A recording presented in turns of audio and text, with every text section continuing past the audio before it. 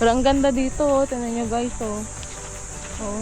Pero tatambakan pa daw nila to para pumatag. Tapos guys, oh, mukhang maganda rin mag-camp dito. Ay, oh, ang ganda ng Diba? spot dito.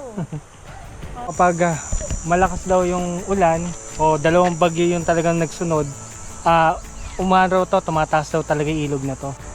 Tapos ang ginawa nga nila, hinarangan nila naman yan, mga bato-bato ng ganyan, no? Para hindi mo daw magtuloy-tuloy dito. Pero hindi naman daw talaga inaabot to. Hindi naman daw inaabot yan. Hanggang dito lang daw talaga yung tubig. Mamaya mag-picnic kami rito. Alam niyo na may ganap. O tara, tuloy na natin yung gala natin. Ayan, punta tayo dyan sa dulo. Dyan na lang. Dyan natin dito guys. Hanggang doon lang tayo. So may bato-bato na yan. Nakilera na yan. Dumulas nga. Halos sa'yo eh. Tingnan nyo guys, papakita ko sa inyo. Ito na yung mga cottages sa Nambalan River. Kita na rito sa campsite na to.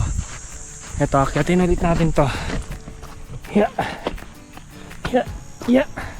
Ayan na siya, oh. Mukhang masarap maligo dun. Nung dinraw natin, maganda yung part na yun eh. Ano, may love, okay ka pa dyan. Mainit eh. Ayun, oh, hanggang dyan siya, oh.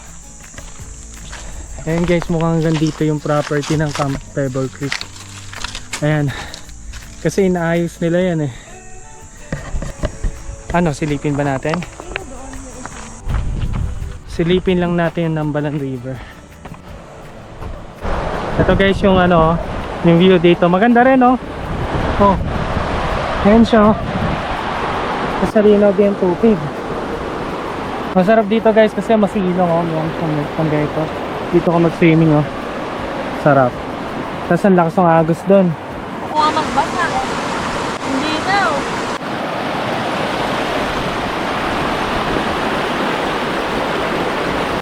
Pabalik na tayo ng campsite at mamaya siguro babalikan natin to para maligo. Pero bago yon, may kailangan pa tayong i-ready sa tent. Kaya tara, balik muna tayo.